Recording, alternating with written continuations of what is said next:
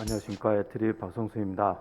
양자 암호를 이제 많이 하고 있었는데 거기서 이제 양자 인터넷으로 좀 최근에 이야기들이 많이 되고 있습니다. 그래서 이런 내용으로 양자 암호와 양자 인터넷에 대한 내용을 말씀드리도록 하겠습니다. 그 인터넷 하면은 뭐 기존에 이제 이런 디지털 기기들을 인터넷에 물려서 막 이렇게 같이 쓰는 것들을 이야기를 하고 있고, 뭐 대부분의 사람들이 매일 쓰고 있는 인터넷입니다. 근데 이 인터넷이 69년에 10월 29일 날 처음 시연을 한 날입니다. 그래서 여기는 유타 대학하고 스탠포드 리서치하고 그다음 UCLA, 그다음에 UC 샌디에고 이 네 개의 학교를 연결해서 일렬로 연결된 건 아닙니다. 유타가 여기 있고 캘리포니아 쪽은 쭉 이렇게 있으면 이런 식으로 해서 약간 더블로 이렇게 돼 있는데 그 중에 이제 요 스탠포드하고 UCLA 사이에 TCP/IP라는 프로토콜을 인터넷 프로토콜 지금 쓰고 있는 인터넷 프로토콜입니다. 그 TCP/IP를 가지고 테스트를 했습니다. 근데 이때 어떤 일이 있었냐면 L 보입니까? 로그인이라는 이제 단어를 쓰는데 여기서 스탠포드나 어디서 했는지 모르겠는데 그 한쪽에서 하면은 저쪽에서 보여야 되는 거죠. 근데 TCP/IP는 아시다시피 이렇게 패킷 단위로 이렇게 쪼개서 아무데나 경로로에다가 다 뿌려서 최적의 자기가 알아서 경로를 찾아서 들어가는 그런 프로토콜이기 때문에 도착을 안 할 수도 있는 거죠, 처음에는. 그래서 이제 처음에 L 보여요 하니까 네 보입니다. 그럼 O 보여요? 네 보입니다. 근데 그 얘기하고 나서 바로 G를 딱 쳤더니 시스템이 다운된. 물론 이제 1시간 후에는 이제 전체적으로 다 됐다고 합니다. 그래서 처음에 이제 굉장히 어렵게 이런 일들이 벌어져서 이제 여기에 이제 한국도 나중에 다 붙고 이제 이렇게 해서 인터넷이 이제 만들어지는 최초의 이야기입니다. 근데 이게 미국 이야기고요. 근데 그러면은 이거는 기존의 디지털 기기들을 어떻게 붙일 거냐, 서로 정보 교환을 어떻게 할 거냐, 이런 이야기들을 한 거고, 그러면 양자 기기들, 양자 컴퓨터라든지 양자 센서라든지 뭐 또는 다른 암호 장비라든지 그런 것들에 대한 인터넷은 어떻게 할 거냐, 아무것도 아직은 없는 상황이죠. 그러니까 예를 들어 양자 컴퓨터, 뭐 양자 센서, 뭐 이런 것들이 쭉 전 세계에 흩어져 있고 이런 것들을 어떻게 연결할 거냐, 굉장히 그 챌린징한 이야기들이 되는 거고, 언제 될지는 아직은 잘 모르겠지만 50년 전에 된 것들이 이제 언제 될지 모르겠지만 되기는 돼야 되겠죠. 양자 기기들에 대해서도. 양자 정보의 전체적인 특징을 말씀을 드리면은 뭐 큐빗이라는 퀀텀 비트가 바이너리 디지트이죠. 그래서 이진수. 근데 퀀텀이 붙어서 퀀텀이 처리하는 이진수입니다. 그래서 이런 주로 원자나 이온, 뭐 광자, 전자 뭐 이런 것들이 주로 쓰이게 됩니다.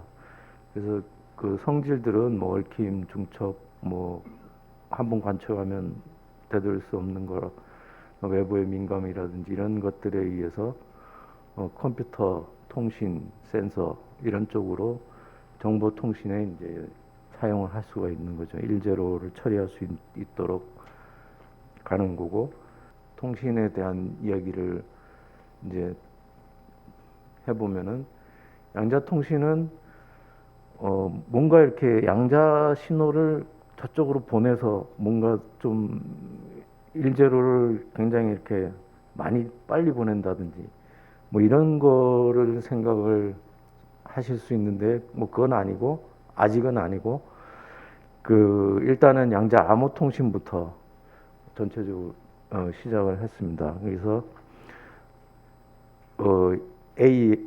A에서 B로 이런 문서나 데이터를 보내려고 하는데, 그러려면 뭐 이 그 비밀 키로 이걸 그 암호문을 만들어서 보내고 다시 비밀 키로 암호문을 해독을 하면 되겠죠.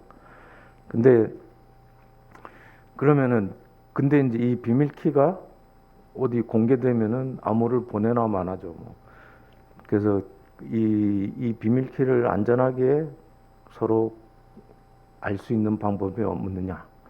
그래서 뭐 옛날에 뭐 그 시간이 안 중요한 그 중세 시대 때는 뭐 사람이 직접 가서 전해주기도 하고, 그러다가 뭐 중간에 편지가 이렇게 그 탈취당한다든지 뭐 그럴 염려가 있긴 있었지만, 그런 거라든지 또는 뭐 여러 가지 수학적인 방법에 의해서 하기도 하고 그렇습니다. 근데 여기서는 가장 안전한 방법은 둘만이 아는 같은 키로 둘만이 아는 같은 키로 어, 암호문을 만들어서 보내게 되면 이게 사실은 제일 안전한 거죠. 어떤 굉장히 랜덤한 넘버를 둘만이 아는 키로. 그래서 이제 그걸 만들 수 있는 방법이 양자적인 방법으로 키를 만들어냅니다. 그래서 처음에 이제 이런 양자 암호 통신부터 해서 이렇게 해서 그렇게 하는 거를 양자 암호키 분배라는 이름을 지었고, 간단히 QKD라고 이야기를 하고 있습니다. 여기에는 이제 싱글 포톤이 돼서 단일 광자가 돼서 뭐 중간에 탈취를 한다든지 이러면은 일단 뭐 여기는 신호가 안 오겠죠. 그러면 이제 일단 누가 뭔가 사단이 났다는 이야기고, 그 다음에 또 여기 프로토콜에 의하면은 이렇게 오는 속도들을 이렇게 서로 맞춰 보면은 그 중간에 탈취를 해서 뭐 이렇게 어떤 다른 조작을 하는지 안 하는지를 알 수가 있습니다. 그래서 이 두 굉장히 여기에 대해서는 물리학적으로도 안전하다라는 것이 증명이 되어 있습니다. 그래서 이런 두 개의 암호키를 나눠 가질 수 있는, 그래서 암호 통신을 할 수 있는, 여기는 양자 채널이 아니고 여기는 싱글 포톤이 날아다니는 양자 채널이고, 여기는 일반 데이터가 왔다 갔다 하는 데이터 채널입니다. 그래서 여기는 그냥 뭐 광통신 또는 뭐 전화선도 상관없고 뭐 아무거나 다 상관없습니다. 그냥 고전적인 데이터가 왔다 갔다 하는데 암호화된 데이터가 가는 거죠. 그래서 이런 것들은 이제 이게 가장 양자 분야에 있어서 정보의 통신에 응용한 것으로 제일 처음이고, 그래서 이제 시작이 됐습니다. 그래서 자, 그러면 보시면은 아까 여기를 보시면 1대 1입니다. 여기하고 여기만 됩니다. 그러면 여기가 굉장히 멀다. 그러면 어떻게 할 거냐? 그런 문제가 생기고요. 그 다음에 앨리스가 밥한테 안 보내고 저쪽에 있는 뭐 찰리한테 보내고 싶다. 그러면 그런데 밥도 찰리한테 보내고 싶다. 뭐 이런 예를 들면, 그러면 또 어떻게 할 거냐? 그러면 네트워크가 돼야 되겠죠. 그래서 처음에 많은 연구들이 이 1대1에 대해서 많은 연구를 해서 여기가 이제 확실히 되는 거를 만들고 난 다음에 이제 그럼 길게 어떻게 할 거냐. 그래서 여기서부터 여기까지, 또 여기서부터 여기까지 이렇게 됐을 때 여기와 여기가 비밀키가 같아야 되겠죠.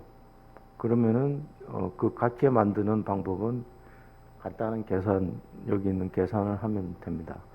그래서 그렇게 해서 계속 길게 연결한 게 북경에서 상해까지, 그 북경에서 상해까지 약 2,000km를 이렇게 길게 연결해서 갈 수 있도록 만든 게 중국이 2016년도에 일을 해놨습니다.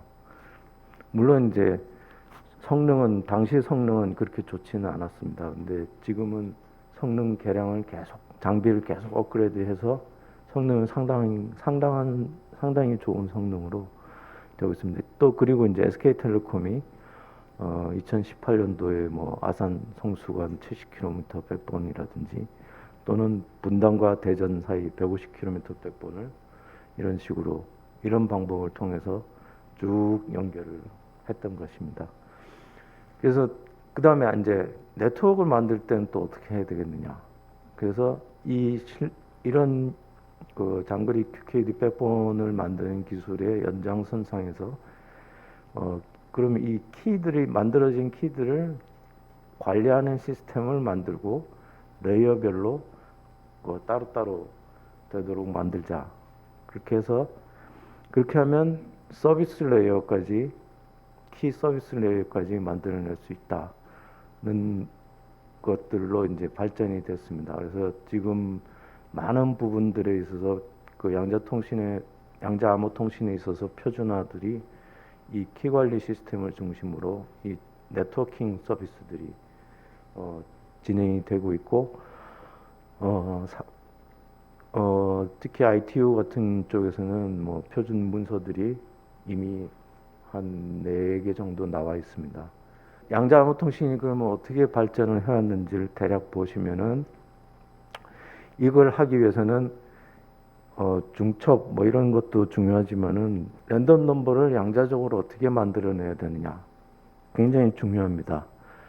그 간단하게 BB84를 한마디로 얘기하면은 두 가지 네모난 공과 동그란 공이 있는데 색깔이 두 가지고 공 모양이 두 가지인 그러니까 네 가지의 공의 형태를 양자적으로 랜덤하게 아무거나 집어서 던지면 받는 사람도 받을 때 글로브가 아무 글로브나 받습니다. 거기에는 둘 다 랜덤한 그런 상황으로 받게 되기 때문에 랜덤하게 던진 거를 랜덤하게 받는 그렇게 해서 맞춰봅니다. 나중에 맞춰보는데 그때 이제 랜덤한 상황이기 때문에 정말 이게 그 난수 발생을 어떻게 잘할 수 있느냐 이걸 만들어야 됩니다. 그래서 2005년도쯤에 사람들이 양자 난수 발생기가 이렇게 지금은 칩으로 되어 있지만은 당시에는 이렇게 장비로 만들어져 있고 그 다음에 단일 광자도 어떻게 만들어야 될 거냐 단일 광자 만드는 것도 만들었고 그 이후에 이제 이것들을 다 모아서 QKD 장비들이 미국과 스위스에서 만들어집니다. 그래서 미국에는 달파 네트워크로 해서 보스턴 지역에서 시험을 해봅니다. 그 이후에 이제 애트리는 2011년도에 실험실에서 이제 해보는 정도로 됐고, 그 다음에 스위스도 이때 만들어진 장비 가지고 그 제네바 쪽에 네트워크를 만들어서 시험을 했고, 그 다음에 2015년도에는 이제 SK텔레콤도 QKD 장비를 만들었고, 그 다음에 2019년도에는 뭐 다시 더 계량 개선해서 만들고, 그 이후에는 이제 여기서는 이제 그 굉장히 먼 거리까지 가능한 정도의 장비가 됐고, 이제부터는 네트워킹까지 할 수 있는 그런 장비들을 개발을 하고 있는 상황입니다. 그래서 그 유럽에 보시면은 예를 보시면은 오픈 QKD라는 프로젝트를 통해서 이런 네트워크 사업자들한테 어떻게 인티그레이션을 할 거냐, 그리고 30가지 이상의 유즈 케이스들을 만들어내고, 그리고 이런 일들을 하고 있는데, 여기에 보시면은 이제 QKD 양자 암호 같은 경우에는 다 이런 형태로 오픈 QKD 참여 기관이긴 하지만은 QKD 장비 업체, 그리고 R&D 할 수 있는 업체, 할 수 있는 기관들, 그리고 네트워크 제공할 수 있는데, 그 다음에 암호문을 만들 수 있는데, 그리고 파이버 인프라 오퍼레이터들. 그래서 굉장히 세분화된 형태로 여기에 생태계가 많이 만들어져 있습니다. 그래서 QKD 자체만 가지고는 이제 굉장히 생태가 다 만들어져 있고, 그리고 장거리 되고, 네트워킹은 아직은 조금 그렇긴 하지만 네트워킹까지 이제 가는 그런 여정에 놓여져 있습니다. 그래서 QKD는 굉장한 그 학문적으로도 그렇고, 그 다음에 실제로 그 전개되고 디플로이 되는. 그래서 어느 정도까지 돼 있냐면 중국은 아까 말씀드린 이 정도인데, 여기에도 또 계속 더 많은 걸 해서 요즘은 5,000km 정도까지 확장이 돼 있습니다. 그래서 그 내용을 살펴보면 QKD가 여기서부터 여기까지 장비가 놓여져 있는 데에서만 가능할 거라고 이제 생각이 되는데, 그렇지 않고 지금 뭐 차이나 유니콘 같은 데서는 엔드 투 엔드 해서 종단에서 종단까지 다 QKD로 가능하게. 여기에는 QKD, 뭐 QRNG 또는 뭐 그냥 QKD 뭐 이런 기술들을 써서 이런 키 서비스까지 종단까지 가능한 이런 형태로 발전을 하고 있습니다. 그래서 사실은 이게 종단까지 QKD가 되고 네트워크가 된다면은 지금 쓰고 있는 PKI가 아마 대체될 수 있는, 그러니까 공인인증서라고 보시면 되는데요. PKI는 그 공인인증서 같은 것들을 QKD로 대체할 수 있는 그런 시대가 곧 올 거고, SK텔레콤도 그렇고 뭐 KT도 그렇고 그런 거를 위해서 서비스를 어떻게 할 건지 그런 것들 고민을 하고 있는 걸로 알고 있습니다. 그래서 한편 한국은 아까 보여드렸듯이 그 SK텔레콤이 장비를 만든 이후에 이제 쭉 하고 있고, 아까 말씀하신 디지털 뉴딜의 양자암호 시범 인프라에서 20년도, 21년도, 그리고 내년에도 이제 할 예정으로 있는데, 20년도 얘기만 이렇게 보시면은 KT도 SK텔레콤도 물론 장비를 만들어서 하고 있고, KT도 그 사이에 장비를 만들어서 여기에 같이 넣었습니다. 그래서 하는 일들은 이제 이런 형태의 일로 해서 뭐 이런 시범 인프라들을 만들었습니다. 그리고 LG U 플러스의 경우는 그 포스트 퀀텀 크립토그래피라고 해서 양자 컴퓨터에도 깨지지 않는 수학적인 알고리즘에 기반한 암호를 만들어서 그걸 이제 같이 사용할 수 있도록 그렇게 만들어져 있습니다. 그래서 여기 두 회사는 QKD, 여기는 PQC. 그래서 QKD와 PQC, 그 다음에 QRNG도 여기 다 들어있긴 합니다. 그래서 그 세 가지 기술이 합쳐져서 암호 서비스로 나중에 그렇게 발전될 걸로 생각이 되고 있습니다. 오픈 QKD 해서 유럽 쪽에는 이제 그 양자암호를 가지고 이제 시험을 해보고 그다음 적용을 해보는 거였는데, 그 이후에 이제 만들어진 게 유로 QCI라고 되어 있습니다. 그래서 퀀텀 커뮤니케이션 인프라스트럭처입니다. 그래서 여기에는 처음에는 이제 양자암호 통신 쪽에 포커싱이 되어 있습니다. 처음에는. 네, 그러면서 여기에 무선인데 위성에 의한 위성 베이스드 QKD 네트워크를 만들고, 그리고 그 지상에서 쓸 수 있는 QKD 네트워크, 이렇게 네트워크를 쭉 만든 다음에 이걸 바탕으로 월킹 네트워크까지 가보는 겁니다. 여기에는 24개국이 지금 같이 다 들어와서 하고 있는 상황입니다. 그래서 이제 굉장히 초기 조금은 초기적인 성격이 이제 시작된 지 뭐 조금은 됐긴 했지만 아직은 좀 초기적인 성격입니다. 그래서 유럽 쪽에는 이런 식으로 막 얼기설기하게 연결을 할 예정입니다. 아직 연결된 건 아닙니다. 얽힘 네트워크가 도대체 뭐냐? 여기서 생각을 해보시면, 그럼 아까 장거리 양자 암호 통신을 하기 위해서는, 예,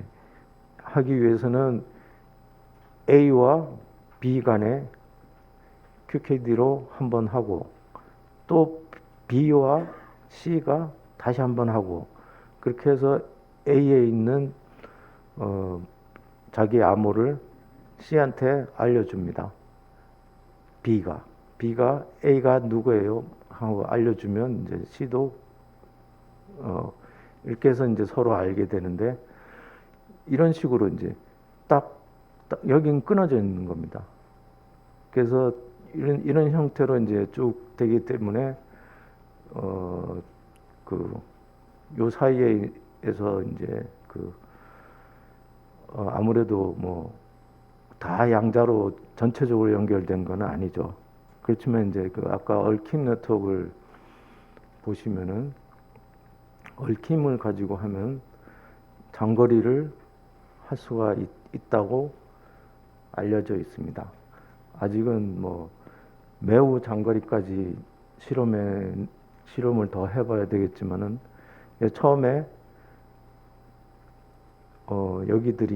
요것들이 다 노드들입니다.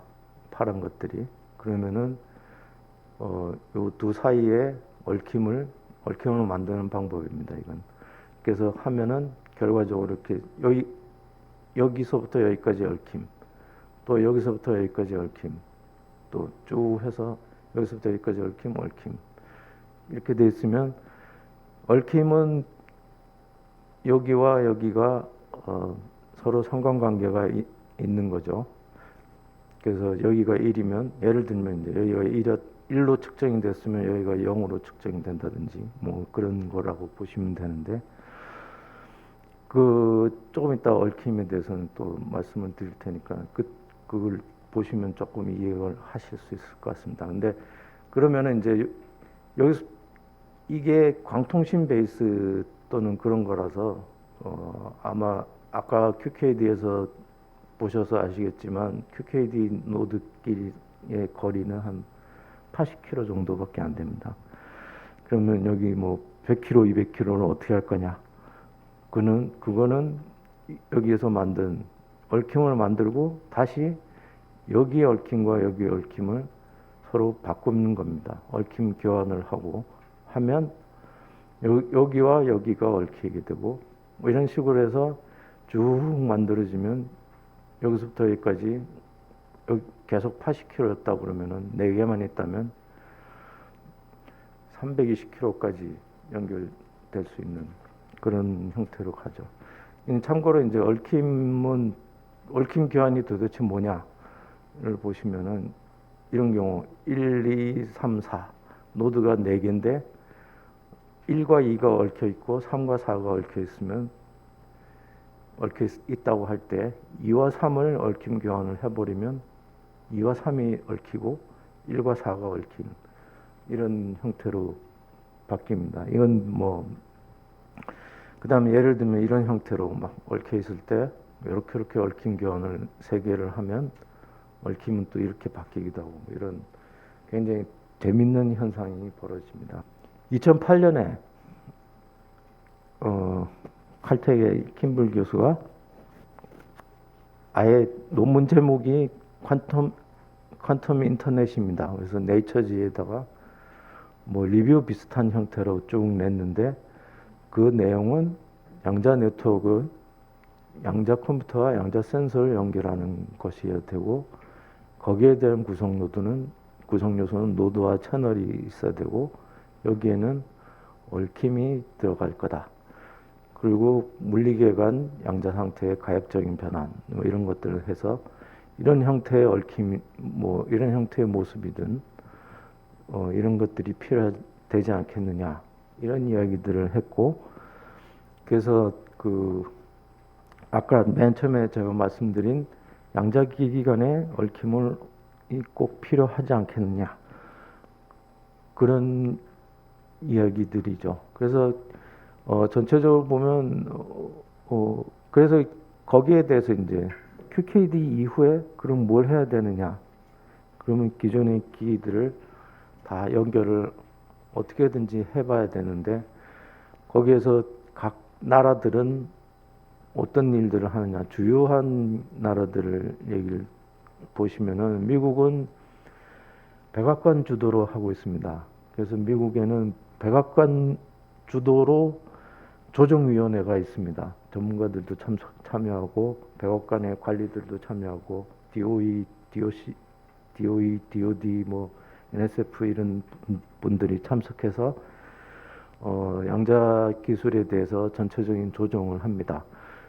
그러한 내용들이 양자 이니셔티브법에 다 적혀 있고, 거기에 대해서 이런 대규모 연구 시설을 하고 양자 산업을 육성한다, 이런 내용으로 되어 있습니다. 그리고 EU의 경우는 18년도부터 10년 동안 10억 유로 규모의 뭐 개발 프로그램을 진행을 하고 있습니다. 근데 그 이후에 또 더 집중하기 위해서 또 프로그램들을 더 만들어냅니다.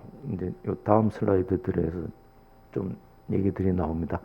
그래서 중국은 또 시진핑이 적극적으로 지원을 해서 굉장한 대규모 정부 투자를 이제 추진하고 있고요. 일본의 경우도 처음에는 우리나라보다 한 2배 조금 넘은 정도의 금액밖에 투자를 안 했었습니다. 그렇지만은 원래 기초 학문이 강하기 때문에 그걸 바탕으로 해서 새로운 전략을 마련하고 금액 굉장히 많은 투자를 하고 있습니다. 미국의 경우를 보면 아까 내셔널 퀀텀 이니셔티브 액트를 보시면은 18년도 12월 21일 날 사인을 했습니다. 여러 가지 내용들이 있는데 그 중에 뭐 다른 것들은 뭐 다 열심히 연구를 합니다, 이런 건데, 그 중에 중요한 거 하나가 양자연구센터를 만든다. 그래서 여기는 국립연구소를 중심으로 해서 알곤 국립연구소는 양자인터넷과 양자통신에 주로 해서 여기 쭉 해놨고요. 브룩헤이븐하고 뭐 페르미, 그 다음에 로렌스 버클리, 오크리지 해서 여긴 주로 이제 양자 컴퓨팅학과 양자 센서들입니다. 근데 이제 자세히 보시면은 내용들을 자세히 보면 중복돼 있습니다. 그래서 여기 보시면 여기 초전도 한다고 돼 있죠. 근데 여기도 초전도 한다고 돼 있고, 그 좀 중복돼 있는 것들이 있습니다. 왜냐하면 여기는 다 컨소시엄을 만들어서 자기네가 잘할 수 있는 것들을 하고, 약간 서로 조금씩 다르긴 하지만은 그런 것들을 허용해서 제대로 잘하도록 만드는 그런 조금 다른 측면이 있습니다. 여기는 보시면은 여기에 이제 컨소시엄을 보면 39개의 대학과 11개의 국립연구소, 14개의 기업과 관리기관은 3개가 들어있고, 외국기관에는 카나다와 이태리에 2개의 외국기관이 들어있어서 각 센터당 1년에 2,500만 달러, 250억 정도를 이제 쓰고 있습니다. 그래서 미국 예산을 보시면은 이거는 2009년도 21년 회계년도에 쓰기 위한 예산안인데, NSF가 2억 3천만 달러. 그래서 전년 대비 1.2억 정도가 증가됐고, DOE가 2.3억, 그 다음에 뭐 전년 대비 0.75 증가했고요. DOE가 그 중에서도 신규가 퀀텀 인터넷으로 신규를 이만큼 2,500만 달러를 추가했고, 그 다음에 이제 니스트 리스트에 퀀텀 시스템 내 예산이 있습니다. 근데 이거는 리스트 예산 전체에서 일부라고 돼 있어서 명확히 구분을 할 수는 없었습니다. 그리고 플러스 국방이나 NIS 같은 그 정보부 관련된 추가 예산이 이제 있는데 이 경우도 잘 모릅니다. 또 마찬가지로 나사 예산 중에 우주의 양자얽힘 해서 우주의 양자얽힘 실험을 한답니다. 지금 중국이 위성을 통해서 그 지상까지 6,300km를 했는데 중국의 다음 계획은 지구와 달 사이에 얽힘을 그 위성으로 해서 하겠다는 겁니다. 그래서 그러면은 그 중국이 양자 얽힘을 가장 멀리 보낸 나라가 되는 거죠. 지금도 그렇긴 하지만은 그래서 미국도 마찬가지로 하는 거고요. 그다음에 NSF는 인력 양성 쪽으로 해서 이 정도.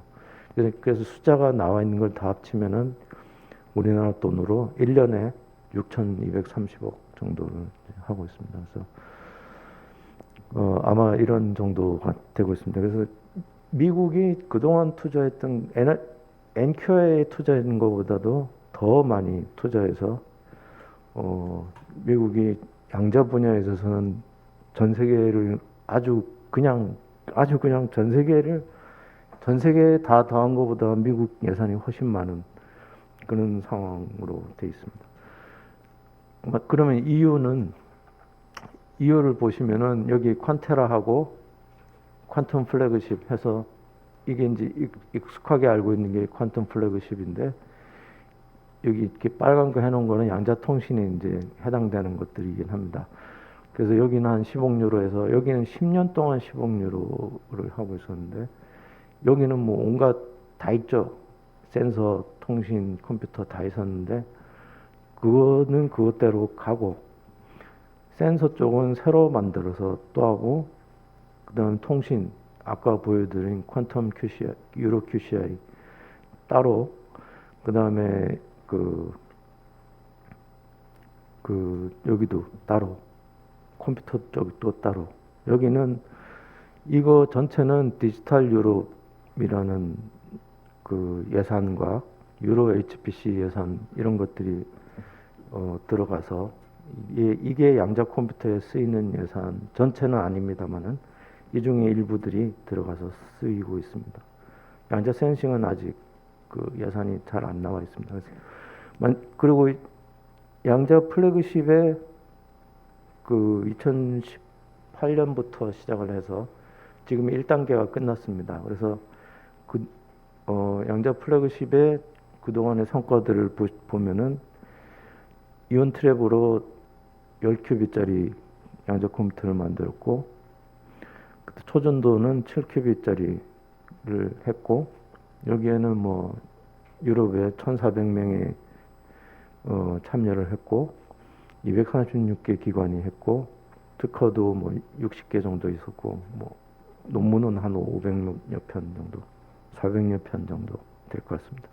그래서 하여간 이런 식으로 해서 모든 전 유럽 또 전 미국들이 이제 열심히 참여할 수 있는 정책들이 만들어지고 있습니다. 중국은 뭐 아까 시진핑의 해서 14.5개년 계획에 제일 처음에 양자 정보가 나옵니다. 분야별로 양자 정보 뭐 쭉 있는데 그래서 이런 이야기들이 돼 있고요. 그다음에 일본의 경우는 일본은 그동안 굉장히 소홀히 하다가 여기 보시면은 관방장관이 그 태스크 TF장이 돼서 그 양자 분야를 지원해주고 있는 정부 기관들이 정부 부처들이 여기는 굉장히 나눠져 있습니다. 뭐 총무성, 경산성, 문부과학성, 외무성, 뭐 방사청, 국가부 다 따로따로 과제들을 발주를 하고 있었습니다.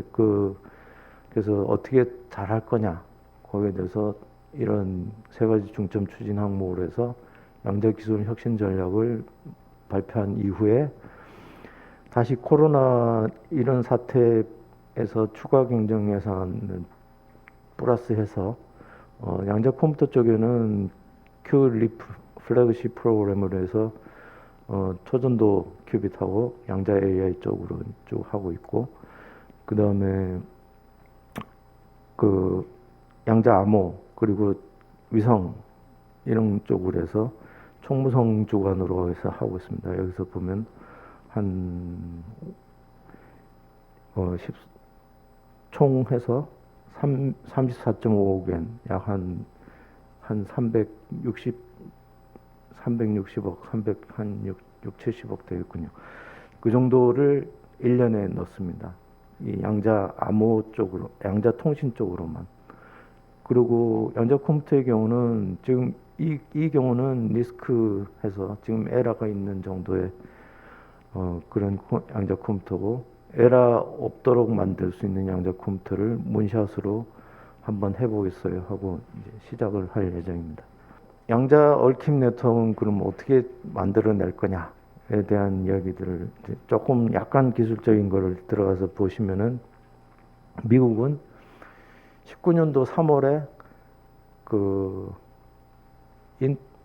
광통신 하시는 분들, 인터넷 프로토콜 하시는 분들, 뭐 양자 하시는 분들, 뭐 이렇게 해서 많은 전문가들이 모여서 워크숍을 열었습니다. 그 워크숍의 결과가 지금은 현재는 QKD, 이런 형태의 QKD 네트워크인데, 나중에는 양자 기기들을 어떻게 연결할 거냐.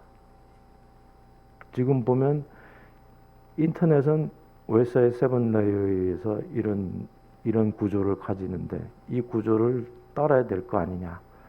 그래서 네트워크 구조를 어떻게 만들어야 될 거냐. 근데 보니까 양자 신호는 인터넷에 돌아다니는 디지털 신호처럼 그런 게 아니고, 지연도 문제가 되고, 복제도 못하고, 증폭도 못하고, 라우팅 정보도 거기다 실을 수 없는 상황이고, 그럴 때 어떻게 할 거냐. 그 다음에 이걸 전체 네트워크 자체가 모델링과 시뮬레이션이 돼야 되는데, 그런 건 어떻게 할 거냐. 그 다음에 양자 신호도 보니까 그냥 단일 광자만 있는 게 아니라, 단일 광자에 그냥 가우시안 상태가 아니라 압착 상태 또는 얽힘도 다양하고, 다양한 광원들이 있고, 뭐 이런 것들을 쭉 놓고 봤을 때, 스펙트럼은 또 파장은 또 어떤 파장을 써야 되느냐, 그런 것들을 놓고 봤을 때 이런 인터넷 프로토콜의 어떤 부분에서 어떤 일들을 해야 되느냐, 이런 것들이 굉장히 다 숙제다. 이런 것들이 이제 문제가 뭔지를 이제 이 사람들이 모여서 양자 인터넷에서 문제가 뭐냐를 정의를 한 거죠. 제일 중요한 거를 한 거죠, 뭐. 그래서 그러면 이걸 어떻게 할 거냐? ESNet에다가 연동하고 적용 가능성을 해보자. ESNet은 뭐냐면은 미국의 슈퍼컴퓨터들을 다 연결한 미국의 시험망입니다. 우리나라로 치면 코렌 뭐 이런 망이죠. 그래서 여기다가 연동을 해서 가능성을 보자, 이런 내용들이고, 그래서 그러면 뭘 할 거냐, 앞으로 10년 동안. 그럴 때 쭉 여러 가지가 있겠지만 3단계 마지막 쪽에 목표를 보시면은 양자 인터 네트워킹, 다중 얽힘을 해야 되고, 양자 네트워크에 대한 모델링, 그리고 그걸 위해서 어떤 걸 해야 되느냐, 만능 변환기가 돼 있는데 이름은 그렇게 돼 있습니다. 그래서 여기는 뭐냐면은 고체나 양자 컴퓨터에 있는 양자 상태를 실어서 광케이블한테 보내야죠. 보내고 받고, 받아서 다시 양자 컴퓨터한테 넘겨줘야죠. 그렇게 할 수 있는 변환기. 그 다음에 양자 라우터. 여기서부터 저기까지 보내야 되는데 이 경로를 타고 이렇게 갈 건지 그냥 갈 건지, 이런 것들을 해줄 수 있는 양자 라우터. 그런 것들을 할 수 있는 또 ROADM, 그리고 이런 여러 가지 도메인들이 막 있는데, 그런 제어는 어떻게 할 거냐, 이런 것들을 굉장히 그렇지만 이제 이게 명확한 로드맵과 목표들은 아닙니다. 왜냐면은 가다가 보면 난관에 부딪힐 수 있는 것들이 있을 겁니다, 분명히. 그럼 이제 약간 지연도 될 거고 돌아가기도 하고 이제 그럴 겁니다. 그래서 어, 지금까지는 아무도 안 가본 길입니다. 여기는 전 세계가 아무도 안 가본 길입니다. 그래서 이제부터 한국도 같이 가야지 이제 될 거고, 저희도 뭐 목표들을 이제 뚜렷하게 세워서 같이 가야 되지 않겠냐 생각이 듭니다. 한편 이제 네덜란드나 이런 쪽에도 이 사람들이 생각하기에는 지구상에 떨어진 두 개의 지점 간 양자 통신을 하고 양자 컴퓨터 간의 큐빅 통신을 하겠다. 그래서 온라인 뭐 이런 단체들을 만들어서 같이 하고 있습니다. 그 한편 일본도 이제 양자 인터넷 해서 2월 달에 발표를 했습니다. 그래서 여기 보시면은 뭐 처음에 이제 뭐 노드 2개 연결한다든지 뭐 이렇게 연결해 본다든지 나중에 가면 이런 식으로 해서, 그래서 이분들이 생각했을 때 양자에서 해야 될 일들은 이런 거 아니겠느냐, 이런 정도들을 쭉 해놨습니다. 그럼 한국의 이제 전체적으로 기술 수준을 보면 이건 IITP 하고 키스텝도 뭐 다 관계가 있죠. 그래서 기술 수준들을 쭉 보시면은 저희가 제일 낮기는 합니다. 아직 뭐 70% 초반대고, 그 기술 격차도 아직도 좀 큰 상황입니다. 그래서 조금 더 열심히 해야 되는 상황이고, 그렇지만 이제 저희의 강점으로는 ICT 인프라가 세계 최고고, 그 다음에 5G 상용화를 뿐만 아니라 6G까지 지금 하고 있고, 6G 쪽에서는 양자를 굉장히 눈여겨보고 있는 상황입니다. 일본 같은 데 쪽에서는. 그리고 반도체 기술이 굉장히 있고, 그 다음에 광통신 기술 굉장히 있습니다. 하지만 이제 이런 좀 약점들은 이제 보완을 해야 될 거고요. 그래서 한국의 양자 인터넷은 아직은 이 논의 중이라서 뭐 이건 그냥 넘어가겠습니다. 그렇지만 여기서 보시면 아까도 말씀드렸지만 미국 이렇게 보셨지만 로드맵은 정해진 것이 아니라고 보시면 됩니다. 그래서 그러면은 이제 좀 투자도 선진국형 R&D 정책이 좀 필요하지 않겠느냐. 그래서 R&D 투자도 확대하고 로드맵에 불확실성이 있다는 거는 좀 알고 계셔야 될 것 같고, 타겟도 좀 안개 속에 있는, 무빙 타겟이 아니고 안개 속에 있는 타겟인 걸로 보여지고요. 그 평가도 뭐 매년보다는 단계별로 한다든지, 그리고 외국과의 공동 연구도 활성화해야 되고, 지적재산권 및 표준화도 활성화돼야 될 것 같습니다. 그래서 기반 조성에는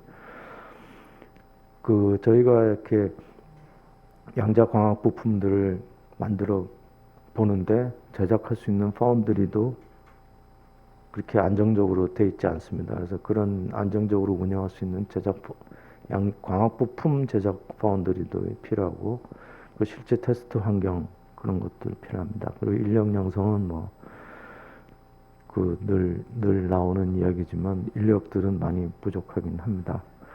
그래서 양자 통신이 양자 암호 통신으로부터 해서 나중에 양자 인터넷으로 발전이 되기까지 여러 가지 뭐